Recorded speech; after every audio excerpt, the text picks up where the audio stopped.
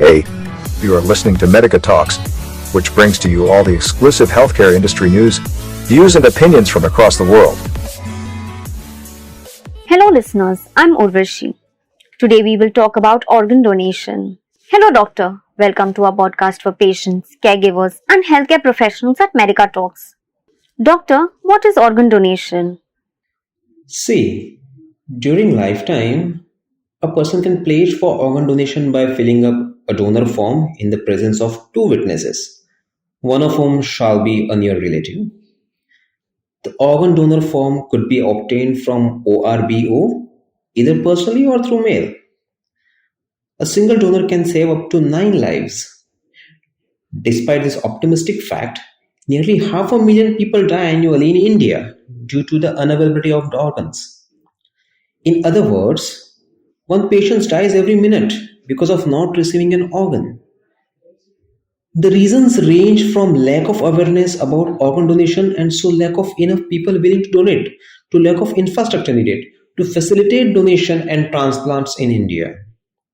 So the first step is awareness and increasing the rate of organ donation in India. How to be a donor?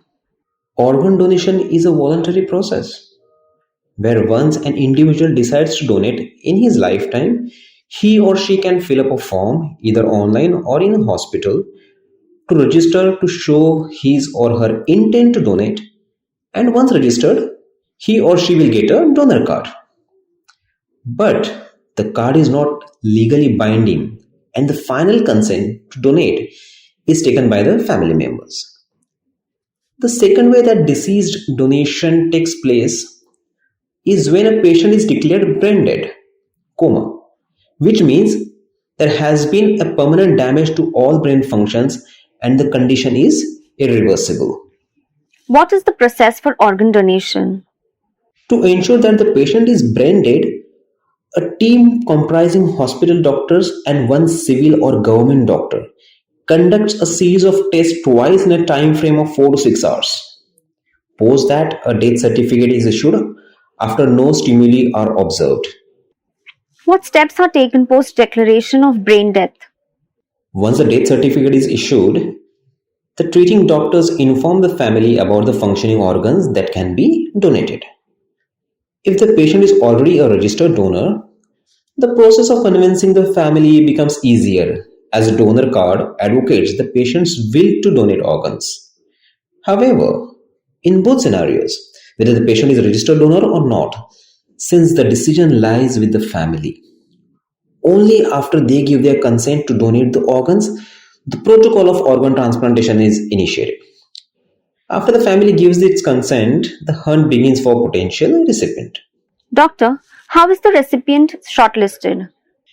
If the recipient is registered within the hospital where the deceased donor is, then the organ is directly given to the patient. If the potential donor is not found within the hospital, the transplant coordinators of the hospital will notify. It acts as the apex center that looks after the nationwide coordination and networking for the procurement and distribution of organs and tissues. This waiting list has 4 categories depending on the blood group type. From this waiting list, the NOTO, N-O-T-T-O, will find out the recipient who matches the donor. In cases of out-of-turn organ transplants, NOTO is the authority that gets to decide who needs the organ on priority. After the donor's organ matches with the recipient's requirement, the process of organ retrieval or organ harvesting begins. It is then packed in a green or a red colored organ transplantation ice box. Once the retrieval process is over, the deceased body is given to the family in a dignified way without any kind of a disfigurement. Right from the time the family gives consent for organ donation till the time they receive the body, all the expenses are borne by the hospital. It is to be noted that the shelf life of organ is very limited, with the kidney having the highest stipulated time of 72 hours once it is outside the body. The brain dead person's organs may stay alive for a couple of weeks. However, Once the organs have been removed from the body, they have limited lifespan, and hence the donor and the recipient surgeries are synchronized. Doctor, what message would you like to give to our listeners? See, a single doctor can save up to 9 lives. Be aware and take part in a good cause. Thank you, Doctor, for being a part of Medica Talks and sharing your insights. We are hopeful that this informative talk will encourage people to be a donor. Hey listeners, I hope this podcast was beneficial for you. Don't forget to stay tuned with us for our next podcast session, where we bring to you all kinds of healthcare industry news, views and opinions from around the world.